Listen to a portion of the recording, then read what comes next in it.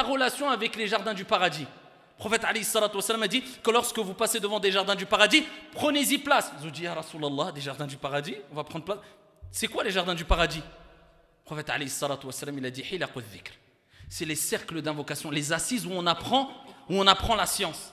On apprend le Coran, on apprend la science, on apprend l'aqidah, on apprend le fiqh, la jurisprudence, on apprend le comportement, la vie du prophète. Participe jusqu'à ce qu'il est relaté dans Sahih Muslim, un hadith, où le prophète alayhi salatu wassalam a dit, Allah a des anges qui ici Allah les a créés pour rechercher les cercles d'invocation et d'évocation. Majalisul ilm, les assises de science. Ils cherchent que ça. Quand ils les trouvent, le hadith est long. Ici, à la fin, il y a des anges qui disent à Allah, ya Allah. Parmi eux, il y a une personne qui est là, dans l'assise de science. Oh, il n'est même pas venu pour assister au cours. Il a vu il s'est assis. Presque, on pourrait dire, entre guillemets, comme c'était un peu un touriste. Bon, je suis là, je m'assois. Et ici, Allah Jalla wa Ala dit, même lui, ses péchés sont pardonnés. Parce qu'il a prévenu avant cela que les péchés des gens qui assistent aux assises de science, sont pardonnés. Ils ont dit, cet homme-là dit, même lui, ses péchés sont pardonnés. Tellement que la miséricorde est intense à ce moment-là.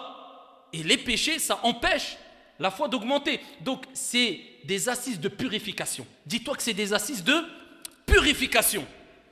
Rapporté par l'imam Muslim. Le prophète alayhi salatu wassalam a été jusqu'à dire La yajtami'u qawm fi baytin min buyutillah. Il n'a pas dit dans un institut. Il n'a pas dit dans une école religieuse. Il n'a pas dit dans une demeure.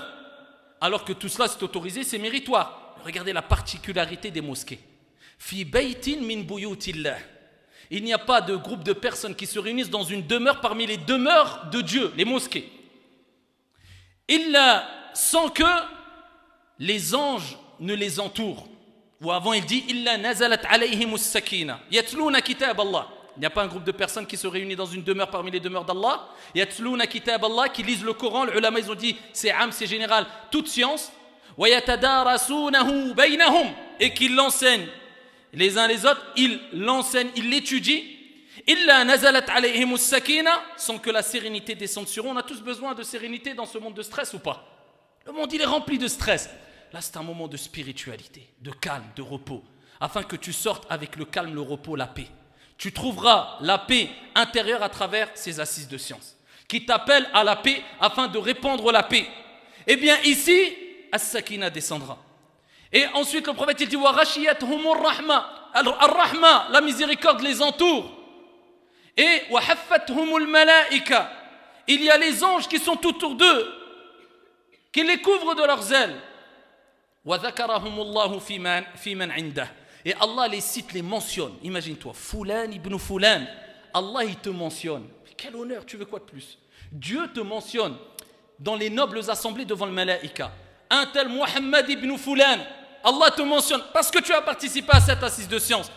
Eh bien ça, c'est des assises qui te permettent de monter al-iman. Quand tu as l'occasion de participer, participe. Parce que demain peut-être tu n'auras plus l'occasion et tu vas t'en mordre les doigts, ya Abdallah. Et des gens rêveraient de pouvoir se déplacer, ils ne peuvent pas. Alhamdulillah, nous sommes à une époque où maintenant c'est très facile. Il y a Internet, bien qu'il faut faire très attention à ce qu'on voit et ce qu'on écoute, mais il y a une facilité. Mais être présent physiquement, ça n'a rien à voir, tant au niveau de la récompense qu'au niveau de ce que tu vas ressentir et comment tu vas bénéficier.